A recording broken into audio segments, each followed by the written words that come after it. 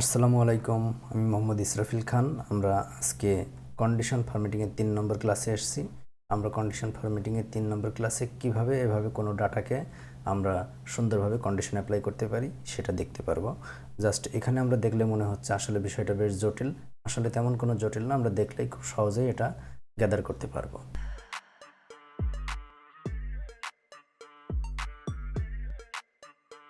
প্রথমে ডাটা বার থেকে gradient feel এবং সলিড ফিলটা দেখব। তো আমরা ডাটা বার থেকে গ্রাডিয়েন্ট ফিল সলিড ফিলে যাব। জাস্ট আমরা এখানে মার্ক করে নিলাম গ্রাডিয়েন্ট ফিল্ড। এখানে আমরা গ্রাডিয়েন্ট ফিল্ডটাকে মার্ক করে নিলাম। জাস্ট কন্ডিশন ফরম্যাটিংয়ে যেয়ে দেখেন ডাটা বারের ভিতরে এখানে দুইটা অপশন আছে, একটা গ্রাডিয়েন্ট ফিল, একটা আছে সলিড ফিল।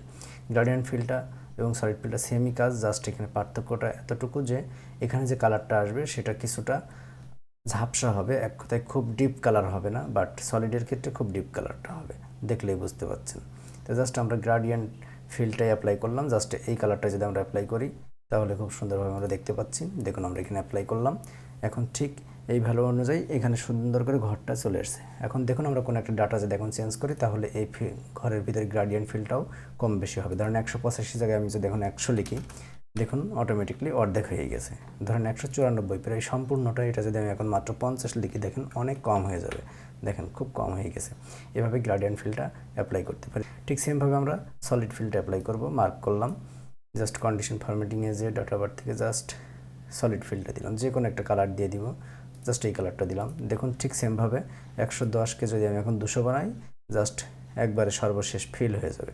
দেখুন আমি এখন 200 দিয়ে দিলাম, একবারে সর্বশেষ চলে আসলো। দেখুন নিচের 200টাকে যদি আমি এখন মাত্র 100 বানাই, জাস্ট কমে যাবে, দেখুন এটা কমে গেল। এভাবে আমরা সলিড ফিলেও কন্ডিশন অ্যাপ্লাই করতে পারি। এর পরবর্তীতে দেখুন কালার স্কেলটা দেখব। জাস্ট এটাকে মার্ক করলাম, কন্ডিশন ফরম্যাটিং থেকে দেখুন এখানে লেখা আছে কালার স্কেল। কালার স্কেল বলতে কিন্তু যতগুলো ভ্যালু আছে সেই ভ্যালুগুলোকে ডিফারেন্ট কালার হয়ে যাবে। সেই ডিফারেন্ট কালারগুলোর মধ্যে এখানে যতগুলো কালার আছে দেখুন, আমি এই কালারে এখানে ক্লিক করার সাথে সাথে অনেকগুলো কালার জাস্ট এখানে লিখে দিয়েছে, রেড, হোয়াইট, ব্লু, 3টা কালার।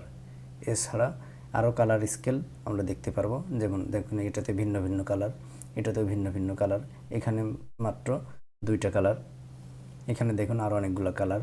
এই কালারটা আমরা এখানে অ্যাপ্লাই করতে পারবো। এই কালারটা আমরা জাস্ট ক্লিক করলাম, দেখুন এখানে অ্যাপ্লাই হয়ে গেল। এখন দেখুন এখানে সর্বোচ্চ যে ভ্যালুটা আছে সেই ভ্যালুটাই জাস্ট এই কালারটা এসছে।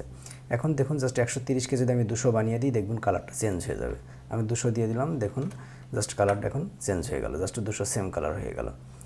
ঠিক এইভাবে আমরা কালার স্কেলটা করতে পারি। এক্ষেত্রে আমরা আরও ভিন্নভাবে জাস্ট এটাকে মার্ক করে দেখুন, জাস্ট মার্ক করে নিয়ে যদি কালার স্কেলে যায়, দেখুন মোর কালারস আছে, এখানে ক্লিক করলাম। এখানে দেখুন আপনি বলতে চাচ্ছে যে এখানে 2টা কালার দেখাচ্ছে শুধুমাত্র, আমরা চাইলে এখানে দেখুন 3টে কালার দেখতে পারি। সেক্ষেত্রে এখানে যতগুলো ভ্যালু আছে এই ভ্যালুর মধ্য থেকে অটোমেটিকলি এই ডাটাকে 3টে ভাগে ভাগ করবে। তার মধ্যে top level value, mid level value এবং লোয়ার লেভেল ভ্যালু। এখানে দেখুন ঠিক সেমভাবে মিনিমাম এবং ম্যাক্সিমাম এবং মিড পয়েন্ট 3টা কালারে এখানে ভাগ করে দিলাম। মিনিমাম যতগুলো কম হবে সেগুলো এই কালারটা আসবে, মিড পয়েন্ট যেটা সেটাকে আমরা কালারটা চেঞ্জ করে জাস্ট এই কালারটা দিয়ে দিলাম, এবং যেটা ম্যাক্সিমাম ভ্যালুটা আসবে সেই কালারটা আমরা জাস্ট এই মুহূর্তে বোঝার জন্য জাস্ট এই কালারটা দিয়ে দিলাম। জাস্ট আমরা এখন যদি ওকে প্রেস করি, দেখুন এখন ওকে প্রেস করলাম, জাস্ট কালারটা ওইভাবে চলে আসছে। এই ডাটাকে 3টা ভাগে ভাগ করে 3ভাবে 3 কালারটা চলে আসছে। এর পরবর্তীতে দেখুন আমরা আইকন সেটস দেখব। এখানে আছে কয়েকটা আইকন সেটস আছে, তার মধ্যে আছে ডিরেকশনাল, শেপ, ইন্ডিকেটরস এবং রেটিং। দেখুন ডিরেকশনালটা আমরা দেখব। ডিরেকশনালটা দেখার ক্ষেত্রে আমরা দেখুন কন্ডিশন ফরম্যাটিংয়ে যাব। এখানে দেখুন আইকন সেটসের ভিতরে আছে প্রথমে ডিরেকশনাল। সেক্ষেত্রে দেখুন এখানে আছে 3টে ডিরেকশন দেখাচ্ছে, এখানে 3টা ডিরেকশন দেখাচ্ছে। জাস্ট আমি যেখানে যাচ্ছি আমার ডিরেকশনগুলো কিন্তু অটোমেটিকলি চেঞ্জ হয়ে যাচ্ছে, দেখুন সবগুলো চেঞ্জ হয়ে যায়, ডিরেকশনগুলো দেখাচ্ছে। এক্ষেত্রে আমরা আবার যদি জাস্ট আইকন সেটসের ভিতরে ভিন্ন কোনো ডিরেকশনে যাই, দেখুন সেইভাবে অটোমেটিকলি চলে আসতেছে।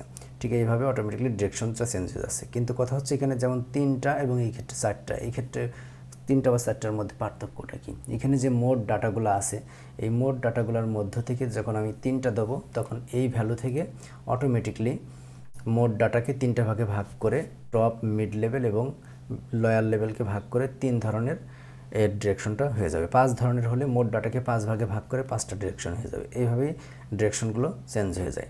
এরপরে দেখুন শেপ, কীভাবে আমরা শেপটা দিতে পারি। দেখুন মার্ক করলাম কন্ডিশন ফরম্যাটিং এবং আইকন সেটসের ভিতরে দেখুন শেপ আছে। জাস্ট ডিরেকশনটা আসলে এক ধরনের, আর এখানে শেপ ভিন্ন ধরনের একটা শেপ। আপনি এই শেপটা দিতে পারেন, এই শেপটা দিতে পারেন, এইটা দিতে পারেন। দেখুন আমরা এটাই ক্লিক করলাম। জাস্ট এইটা ক্লিক করার অর্থে হচ্ছে ওখানে যে ভ্যালুগুলো আছে সবগুলোকেই 3টের মধ্যে নিয়ে চলে আসবে। ইন্ডিকেটরসের ক্ষেত্রে দেখব, সেক্ষেত্রে আমরা জাস্ট সব ইন্ডিকেটরসটাকে মার্ক করে নিয়ে কন্ডিশন ফরম্যাটিংয়ে যেয়ে জাস্ট আইকন সেটসের ভিতরে যেয়ে দেখুন এখানে লেখা আছে ইন্ডিকেটরস। তো ইন্ডিকেটরসের ক্ষেত্রে যদি আমি এটা অ্যাপ্লাই করি অটোমেটিকলি দেখুন ওইটা অলরেডি শো করতেছে। যদি এইটা অ্যাপ্লাই করি দেখুন ওইটা শো করতেছে। ঠিক সেমভাবে ভ্যালুটাকে 3টা ভাগে ভাগ করে নিয়ে 3 ধরনের কালার দিয়ে এটাকে বুঝিয়ে দিচ্ছে। এর পরবর্তীতে দেখুন দেওয়া আছে রেটিং। রেটিংয়ের ক্ষেত্রে জাস্ট মার্ক করলাম, জাস্ট কন্ডিশন ফরম্যাটিং গেলাম, এখন আইকন সেটসের ভিতরে যে রেটিংয়ের ক্ষেত্রে যখন এইগুলা যেটা অ্যাপ্লাই করবো সেটা দেখুন এই ক্ষেত্রে আমরা যদি নেটওয়ার্কের এটা অ্যাপ্লাই করি, দেখুন আমরা এটা যদি এখন অ্যাপ্লাই করলাম তারপর নেটওয়ার্ক আকারে এটা চলে আসলো। দেখুন সর্বোচ্চ ভ্যালুগুলোকে সম্পূর্ণ নেটওয়ার্ক দেখাচ্ছে, তারপর কমতে কমতে যেভাবে কমেছে ঠিক সেমভাবে নেটওয়ার্কটা সেভাবে কম পেয়েছে। এভাবে আমরা রেটিংয়ের মাধ্যমেও কন্ডিশনটা অ্যাপ্লাই করতে পারি। আশা করি আপনারা সবাই বুঝতে পেরেছেন কীভাবে আমরা কন্ডিশনটা অ্যাপ্লাই করলাম। ঠিক এইভাবে আমরা তৃতীয় কন্ডিশনটাও সবাই বুঝতে পেরেছি। আমার এই ভিডিওটি যদি ভালো লেগে থাকে তাহলে অবশ্যই আপনারা সাবস্ক্রাইব করবেন, লাইক কমেন্টস করবেন। ধন্যবাদ সবাইকে। আসসালামু আলাইকুম।